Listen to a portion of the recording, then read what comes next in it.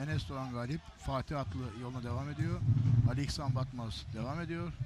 Hasan Cengiz devam ediyor. Nedim Gürel devam ediyor. Ali Gürbüz devam ediyor. Ünal Kahraman, Orhan Okulu, Serhat Gökmen, Seçkin Duman, Hüseyin Gümüşalan, Yalçın Öncül, Ertuğrul Dağdeviren, Yıldıra Yakın, Mustafa Aslan. 32'ye düştü baş pehlivanlarımız. Birazdan 3. tur kuralları çekecekler. Değerli güreş severler, şu anda ekranlarımızda Mehmet Yeşil. Evet, Okan Acar karşısında evet çok güzel bir blok hediye bastırıyor ve galip geliyor. İkinci turun son maçıydı ve şu anda alt boylar salındı. Değerli güreş severler. Baş altı büyük orta güreşleri 3. tur yapıldıktan sonra güreşler yarın nasıl olsa inşallah başlayacak.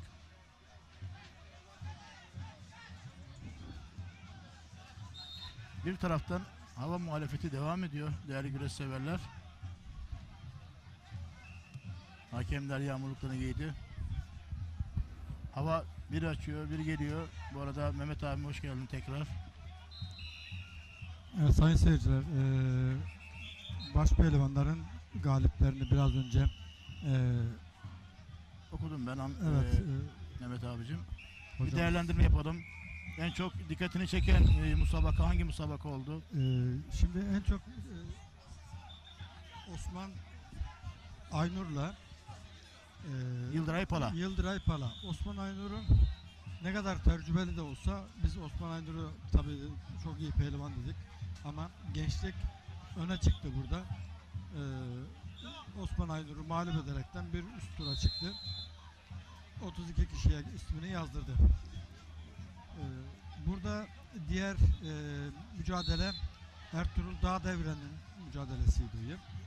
Ertuğrul bir gördüğüm kadarıyla çok eski Ertuğrul değil. Sakatlığı var, bir sakatlığı Evet, var. biraz form düşüklüğü var, sakatlığı var. Semih Turkur karşında. Evet, biraz eski formda olmadığı için de hem maçı uzattı hem biraz düşük performanslı bir güreş müsabakası meydana geldi. Mustafa Taş'ta da bir sakatlığı vardı. Seçkin Duman'la yaptı Evet. puanlama. Puanlamada kolunu kaldırdı, hatta bir ara elini. Şimdi geçen haftalardan da Mustafa Taş'ın o elindeki sakatlığı devam ediyor. Şimdi o sakatlık gerçekten nerene bir iğne bassa veya diken bassa acın oradadır. Onu da tabii, Kapsül yırtılması varmış. Bana kendisi öyle söyledi. Ustacığım kapsüllerimde yırtık var dedi. Zorlama vardı, kopma vardı dedi. Bununla ilgili tedavi süreci devam ediyormuş. Doktor demiş ki aşırı zorlama, yoksa tamamen demiş tedavi sürecin uzar demiş. O yüzden böyle bir sıkıntısı var. onun için de o kafası orada, aklı orada. Öyle olunca da tabii istediği performansı gösteremiyor. Diğer taraftan Mehmet Yeşil müsabakası. Evet. Çok Küçük uzun. orta büyük boy arkadaşlar. Salavat Okan Acar, Kol bağlayalım. ben gördüğüm kadarıyla Okan Acar bir tık daha kendini Evet. yenilemiş. Mehmet Davullar, Yeşil davullar, normalde davullar. mesela onu daha önce de Değerli çok güreş çabuk severler. Küçük yenerken bu orta. sefer öyle Büyük olmadı. boy. Okan İkinci Acar tur müsabakaları. direndi. Allah Hatta Allah. belki de bu işi alabilirdi. Bekleyelim, boyu Muhammed salmayalım. Resulullah. Cazgırlar. Onları alkışlarla diyor. Bekleyelim, boyu salmayalım. Her zamanki Bekleyelim. gibi Salınan boy bekliyoruz. gerçekten galibiyetini ilan etti. Fatih Atlı devam ediyor. Serhat Gökmen devam ediyor. Ali Gürbüz devam ediyor. Manavgat'ın baş pehlivanları. Geri gel. Bunlar favoriler. Erken güreşlerini erken bitirdiler. Onlar bir tura üstte isimlerini yazdırdılar. Çünkü orada Ali Gürbüz gerçek favoriydi. Favori olan Ali Gürbüz kendini bir üst tura yazdırdı. Burada Ali Altun mücadelesi Recep Taslak'la. Burada tabi Ali Altun artık bayağı bir yaşlandı. Burada Recep Taslak Ali Altun'u yenmeyi başardı. Bu arada Osman Kan'la Yunus Emre Yaman, iki genç baş pehlivan. Geçen senenin bunu ben, baş altından başa çıkan pehlivanı. evet, bunu ben çıplak gözle seyrettim. Ekrandan değil, çıplak gözle seyrettim. Gerçekten Osman Kan gitti geldi Evet mücadelede. arkadaşlar çalıyor. Ama ben her zaman Allah şunu Allah. söylerim. İllallah. Osman Muhammedur Kan'ın Resulullah. Yiğit aslanlar alkış. Osman Kan'ın bir müthiş bir patlaması var. Böyle hiç yoktan aniden böyle bir çıkartmaları var ve bu sebeple Osman Kan o çıkmayı yaptı ve mücadeleyi başarıyla kazandı. Osman çok teknik bir güreşçi. Ben bunu her zaman söylüyorum. Osman Kan'ın ne zaman ne yapacağı belli olmaz.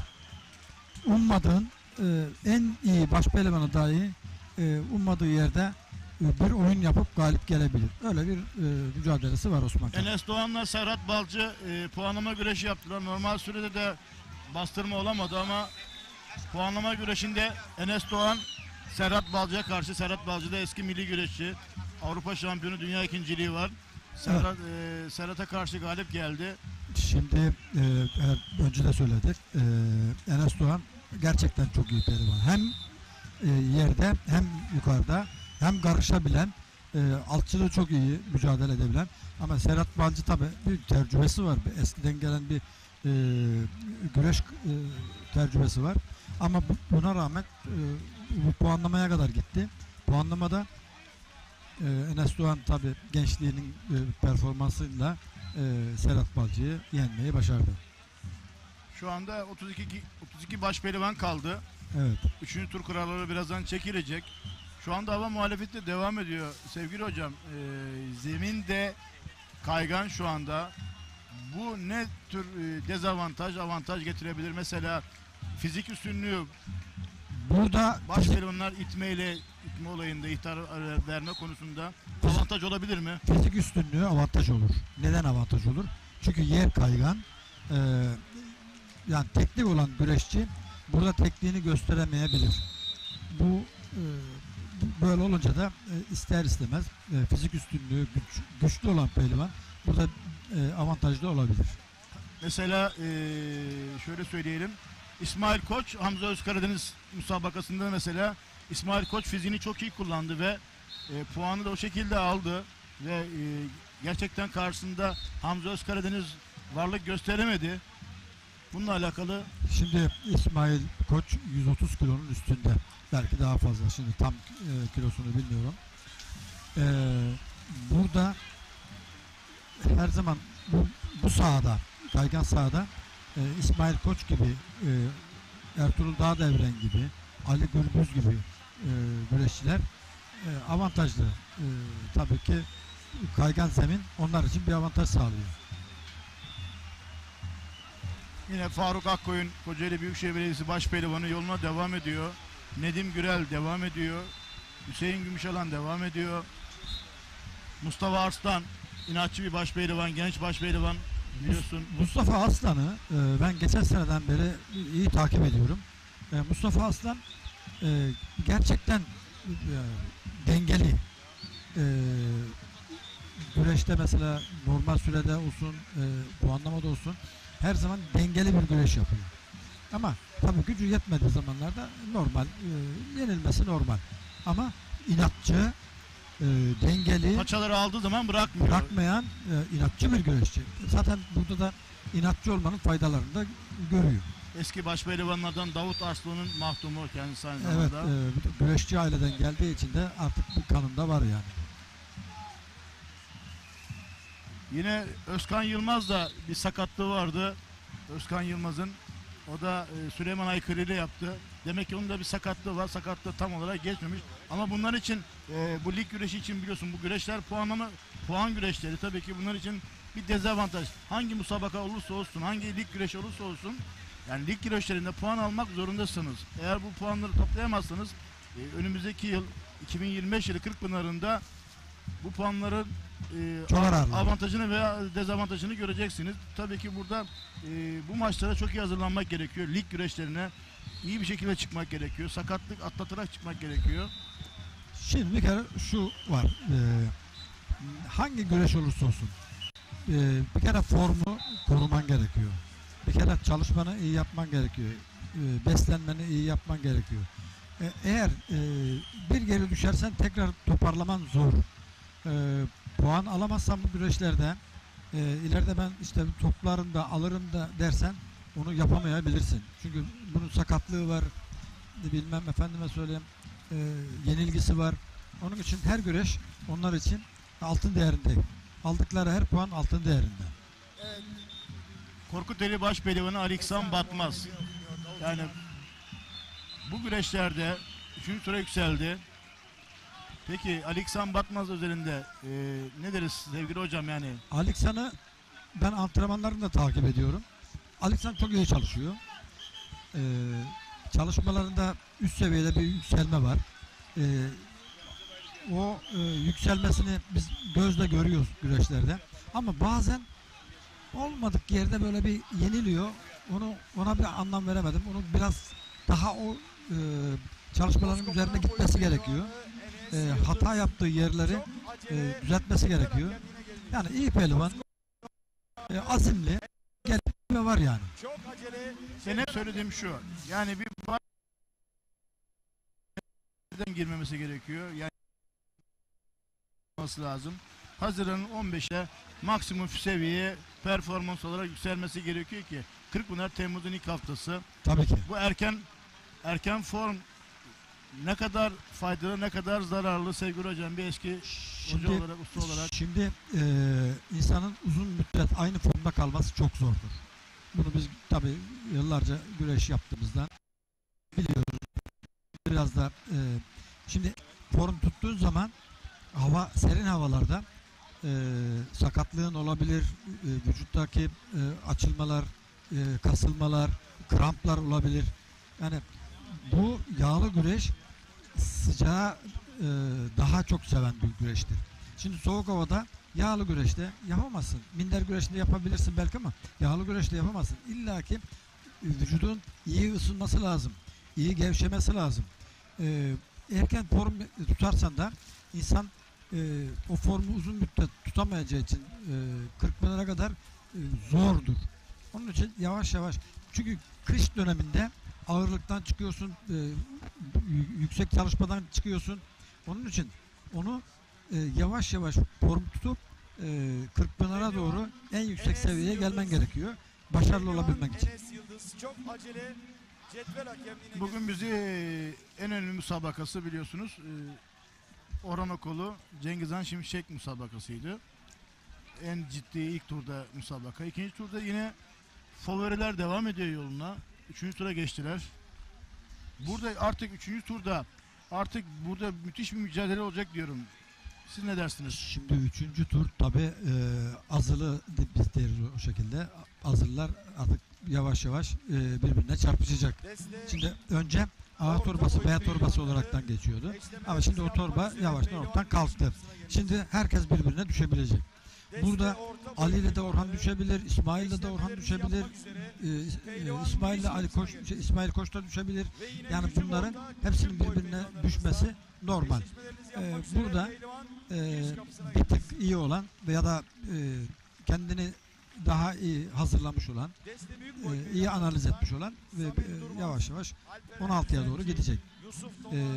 Bugün bir tur daha yapıldıktan sonra yarın nasip olursa 16'ya kalanlar güreş yapacaklar. Yani o tur yarın hava da güzel gözüküyor. Evet, yarın Bugün, çok güzel. bugün yine yağmur devam ediyor şu anda. Yani hava bir şekilde yağacak. Antalya'da hava yağması normal yani. Çünkü burada öyle bir şey var ki Antalya'da yağmurun ne zaman yağıp da ne zaman dindiğini bilemezsin. O kadar çok yağmur yağar, bir anda ortadan kaybolur. Yani tipik bir Akdeniz iklimi mi diyelim? Tabii Akdeniz iklimi böyledir ya Antalya'da. Biz Antalya'ya alışkınız. Biz Antalya'nın çocuğu olduğumuz için biz biliyoruz bunları. Tabii şimdi bir de şöyle bir şey var. Antalya'nın pehlivanı sıcak havaya alışkındır. Evet. Serin havaya pek alışkın değildir. Bir de öyle bir dezavantajı var yani. Şu anda gök gürültülü sağanak bir yağış devam ediyor. Ezan okunduğu için de meydanda güreşler durdu.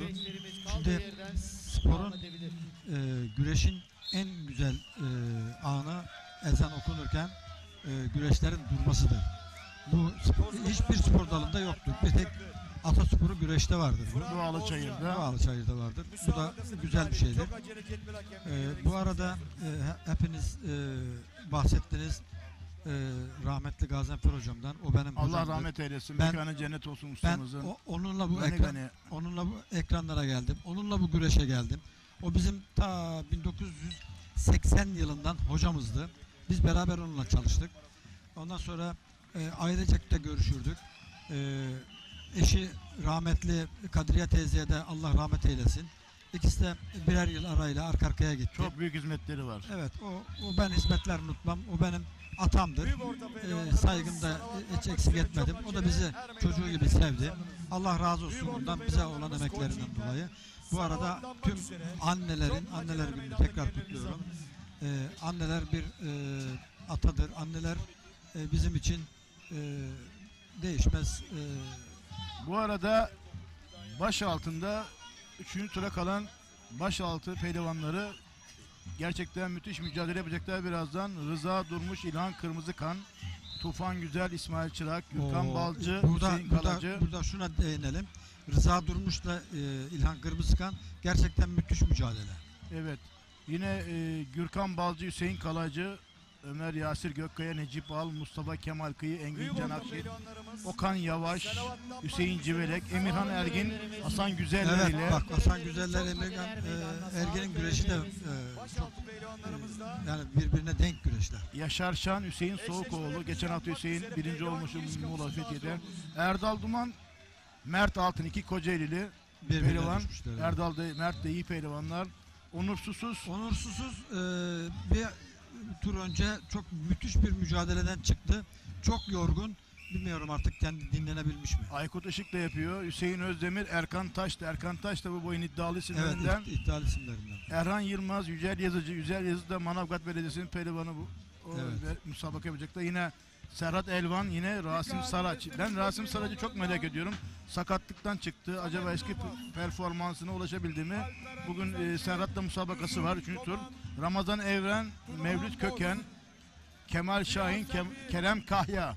Bu da çok güzel bir müsabaka. Kerem Kahya da mesela severim bu güreşini de. Yine İyi de. Tolga Turan ve Kazım San. Yani 32 tane başaltı pehlivanı, müthiş mücadeleler var. İnanın ki hem başta hem başaltı boyunda müthiş mücadeleler var. Değerli güreş severler, sakın kaçırmayın bu müsabakaları. Şimdi artık favoriler sonlara doğru kaldı. Denk güreşler ciddi bir şekilde denk güreşler mücadele. Biraz da büyük ortadan bahsedelim. Büyük ortada Mert Arıcı, Serdar Çavuşoğlu, Nail Seyyar, Efe Atabey, Ömer Faruk Karadeniz, Yusuf Erdoğan eşleşmesi. Ömer Saner, Abdullah Kaçmaz, Salih Şentürk, Hasan Can Güzeller, İhsan Derin. Çok beğendiğim bir pehlivan. Balıkesir Büyükşehir Belediyesi'nin pehlivanı. Gerçekten hızlı Celal geçiyor. Bayar Çilenger çok müthiş bir güreşçi. Evet, evet. Celal Bayar da müthiş pehlivan, çok teknik pehlivan. Bakalım fizik üstünlüğü mü yoksa teknik üstünlüğü mü galip gelecek? Tabii teknik bir güreşçi. Yunus Emre Karabacak, yine rahmetli Reşit Karabacak ustamızın mahdumu. Muhammed Can Kuzay. Muhammed Can Kuzay da bir aralar çok iyiydi. Bu yıl çok seyredemedim. Bakalım Evet. göreceğiz. Alparslan Tekmen, Deniz Yalçın, Murat Duman, Ömer Faruk Kırat. Bu Kıratlar 3 kardeş. Bu da küçüğü. Abdülmurat Altan, Denizlili pehlivanımız, iyi bir pehlivan, minderci. Yine Adil Kıvrak da, o da iyi bir pehlivan. Mustafa Ölmez, Muhammed Ali Eryücel, Enes Kester, Samet Ocak. Samet Ocak da geçen yıl güreşler yaptı. Evet. Bekircan Özturgut, Bursalı. Bu da fizikli büyük orta pehlivanı.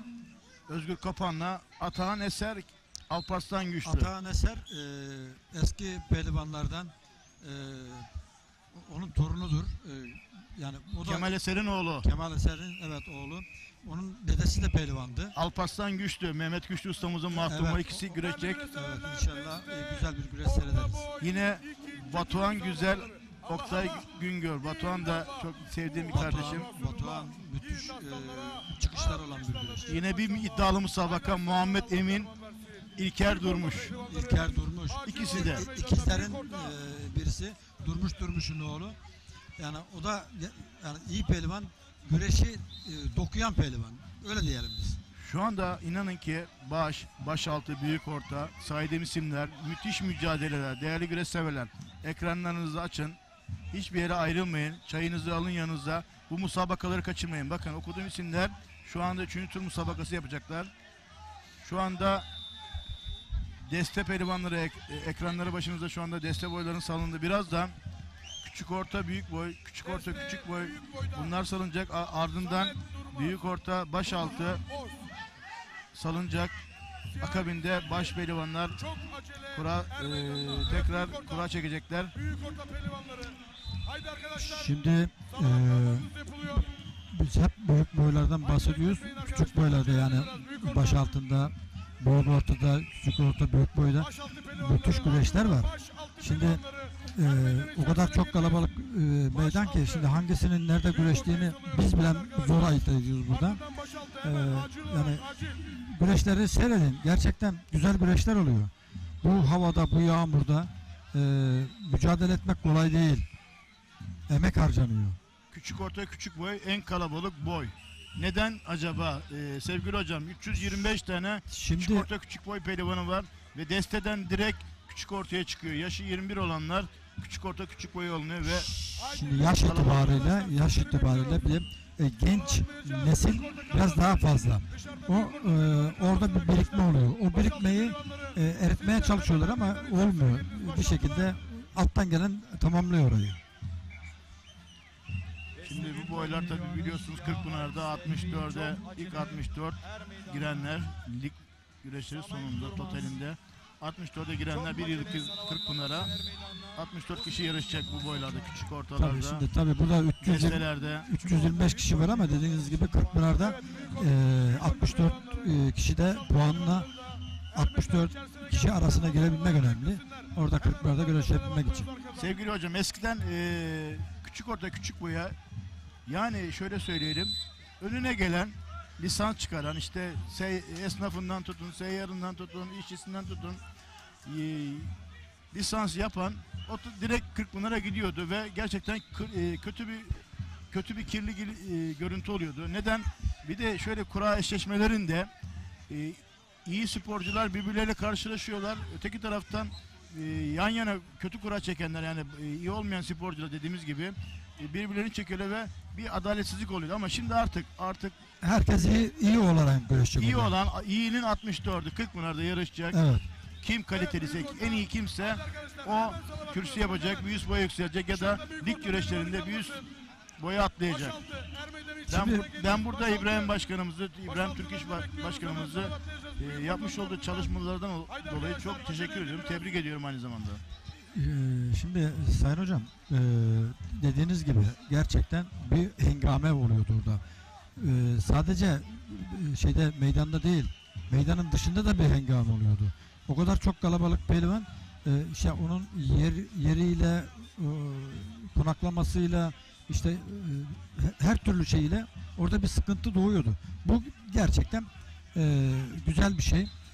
Yapmak gerekiyordu ve yapıldı, oldu. Güzel olacak inşallah.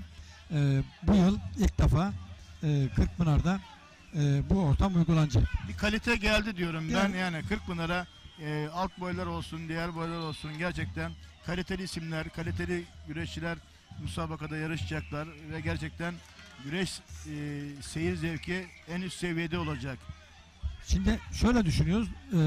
Bir dünyada mesela güreşte bir olimpiyatlar oluyor minder güreşinde. Ne yapıyor? Buraya seçilmiş güreşçiler gidiyor olimpiyatlara. O zaman Türkiye'nin de yağlı güreşinde olimpiyatı Kırkpınar'sa normal yani bu seçilmiş kişilerin gitmesi. Ya da şöyle bir durum var. Mesela diyelim ki minder güreşinde yapmış, müsabaka yapmış, Avrupa'da derece yapmış, alt kilolarda, işte diğer kilolarda otomatikman girebiliyorlardı veya müsabakaya katılabiliyorlardı. Ama şimdi sen lig güreşlerine katılacaksın, 64'e girebiliyorsan kardeşim Kırkpınar'da o çayıra çıkacaksın diyor federasyonumuz ve yönetimi, MHK'nin yönetiminin almış olduğu karar. Lig güreşinde uygulanacak kararlar Kırkpınar'da da aynı şekilde uygulanacak. Bu doğru yapılan bir şey. Şimdi doğru yapılan bir şeyin her zaman arkasında olacaksın. Bu önemli bir şey. bizim güreşin selamet açısından, seyir zevk açısından, yayıncılık açısından her yönüyle oradaki organizasyon açısından bunlar iyi bir şeyler. Yapılan iyi şeyler her zaman için destek olmakta fayda var. Şimdi milli güreşlerimize saygımız çok büyük çünkü bir de bu minderden geldik. Hem serbest hem Greco-Romen yaptım. Hocalık yaptım. Milli takımlarda bulunduk. Ben gerçekten söylüyorum yani sadece bir minder güreşçisi Kırkpınar'a gitmemeliydi ve alınan karar da zaten bu konuda. Sen diyor ki lig güreşlerinde puanları topla, kısmetini giy, mücadeleni yap. Ondan sonra ilk 64'e giriyorsan Kırkpınar'da yarış. Bu doğru bir karar. Bir de ben her zaman şunu savunmuşumdur. Tabii bu benim fikrim. Hiç kimse benim fikrim yani niye böyle fikrim var demesin. Bu sadece benim fikrim. Çok minik güreşçileri bence yağlı güreş sahasına pek katmamak lazım. Çünkü 10 yaşında bir çocuğu katıyorsun sahaya. Ondan sonra annesi oradan bağırıyor, babası oradan bağırıyor. Ya çocuk zaten daha o çocuk oyun çocuğu, 10 yaşındaki çocuk. Ben biraz daha böyle 14-15 yaşlardaki çocukların bu sahalarda güreşmesinde fayda var diyorum. Çocuk güreş gitsin, antrenmanı yapsın. Belki minderci olacak, belki dünya şampiyonu olacak. İlla ki yağlıcı olması şart değil ki. Bu çocuk gelişsin, eselsin. Minder yapsın. Belki minderde faydalı olacak. Yani ben bu yönde biraz daha böyle bir şey düşünüyorum kendi açımdan. Belki ben de buradan duyup da bu da doğru söylüyor belki böyle de yapsak olur mu diyenler de olabilir yani. Sevgili hocam minik 1, minik 2 ve grupları kendi bölgelerinde mesela kaç tane lig var lig ayağı o bölgelerde ilk 8'e girenler 7 kere 8 56 ama görüştüğüm hocalarımı sevgili hakem hocalarımla cetvel hocalarımla görüştüğüm kadarıyla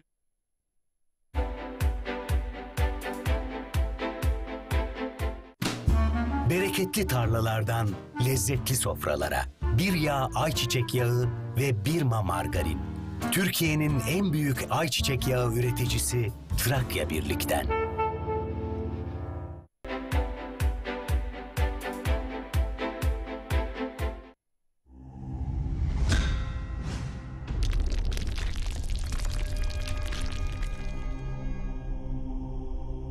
Bizi izlemeye devam edin. Nasıl müsabakalar bizleri bekliyor? Ekranları başındaki tüm güreş severlere zevkli, heyecanlı ve iddialı seyirler diliyorum. Şu bir gerçek Murat Çimen.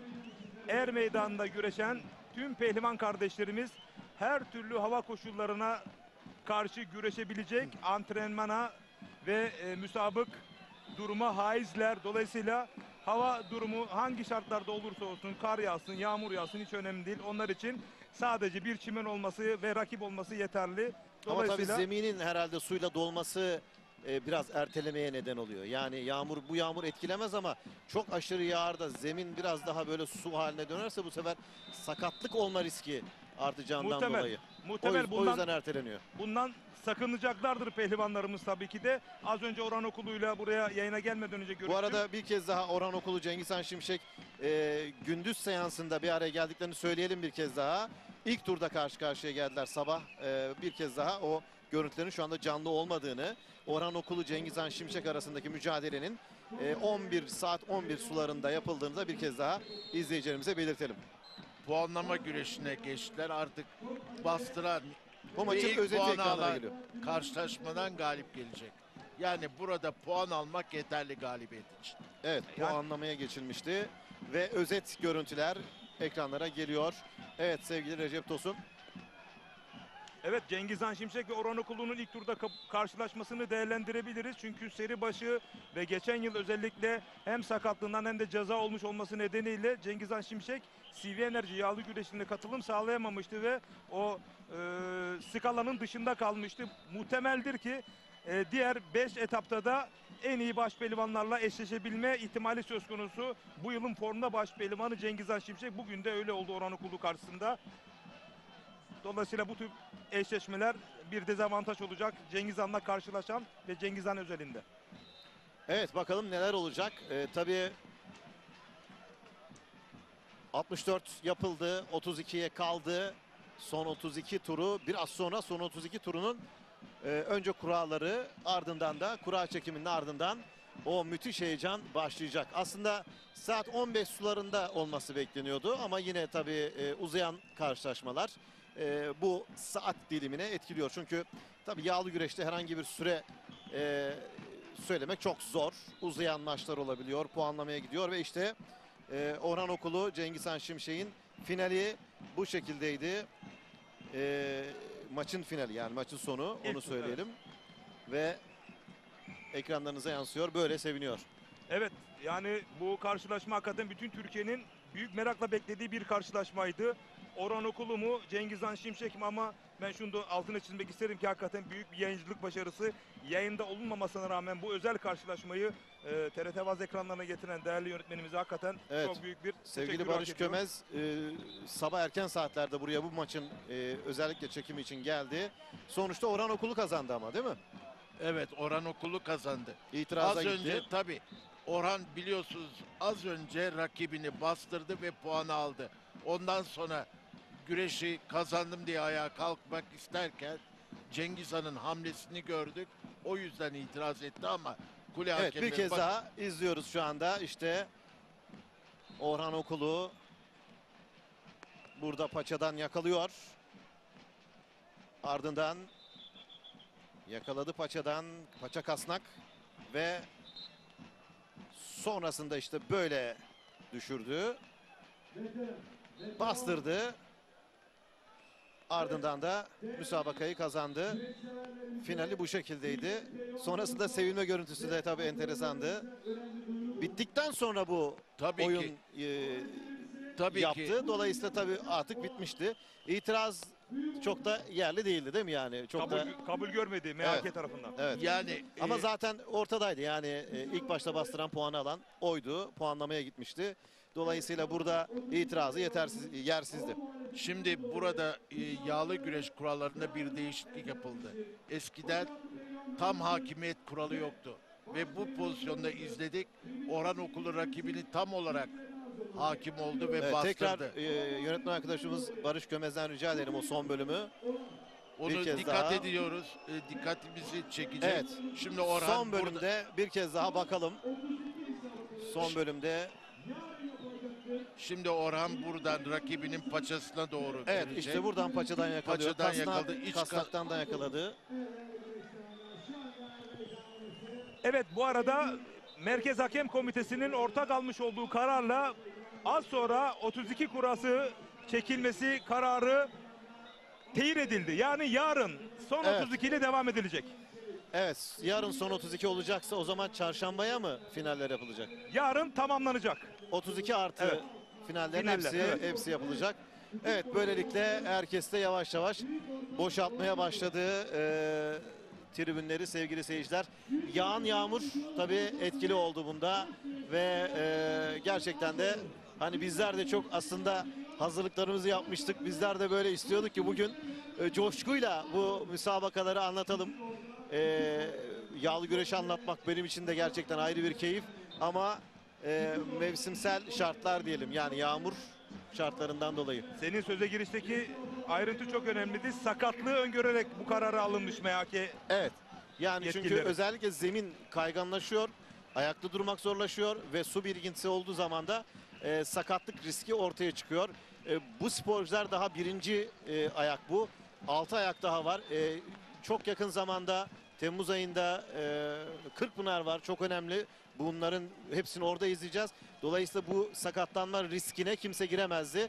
Alınan karar bu şekilde. Tabii bizim yayın akışımız nasıl olacak? Bunu da şimdi yönetmen arkadaşımız Barış Kömez gerekli görüşmeleri yaptıktan sonra bizlere bilgiyi verecek. Biz bu arada konuşmaya devam edelim ama gerçekten öyle bir yağmur var ki sevgili seyirciler, bizim bulunduğumuz yerler çardak tarzı üzeri ama yine de oradan da sızan yağmurlar bizim de üzerimize kadar geliyor ama tabii biz yayıncılıkta bu tip şeylere alışkınız. Keyifle yayın yapmaya devam ediyoruz. Hüsnü abi, Şimdi şunun altını özellikle çizmek istiyorum. Biliyorsunuz burada en önemli olay sporcunun sağlığı. her müsabakada olduğu gibi. Tabii biz burada sadece baş boyu, baş altı. Evet. O boyları düşünmeyelim. Burada deste boyu var. Küçük orta var. Küçük orta büyük boy var. Yani o çocuk Ya onlar için de minikler bir yapılması minik lazım boyları, diyorsun. tabii ki. Evet. Yani o çocukları burada kimsenin hasta etmeye hakkı yok. Evet, O onlar yüzden için de federasyon tribünlerden böyle de bir karar tepki aldı. var herhalde. Evet. Çok teşekkür ediyoruz. Yarın Hüsnü Kaftan ve Recep Tosun'la yeniden birlikte olacağız. Son 32 ve finalleri anlatacağız. Veda etmemiz gerekiyor. Yönetmen bir- arkadaşım uyardı. Son bir parantez yapayım. Sayın İbrahim Türkiz, sporcunun sağlığı her şeyden önemli dedi. Evet, çok teşekkür ediyoruz sizlere. Yarın yine birlikte olacağız. Manavgat'ta şu anda çok şiddetli bir yağmur var sevgili seyirciler. Ve böylelikle CV Enerji Güreş Ligi'nde, Yağlı Güreş Ligi'nde ilk turu, 32 turunu yarına erteledik. Yarın hem 32 hem finaller yapılacak ve hepsi TRT Spor Yıldız ekranlarında olacak. Ben Murat Çimen, herkese Antalya'dan, Manavgat'tan mutlu günler diliyorum. Hoşçakalın.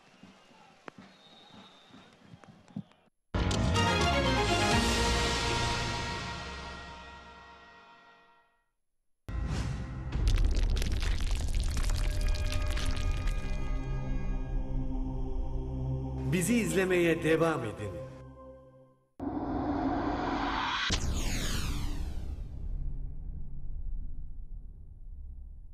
Evet dostlar, arkadaşlar, saygıdeğer bayanlar ve baylar, Ekin TV ekranlarında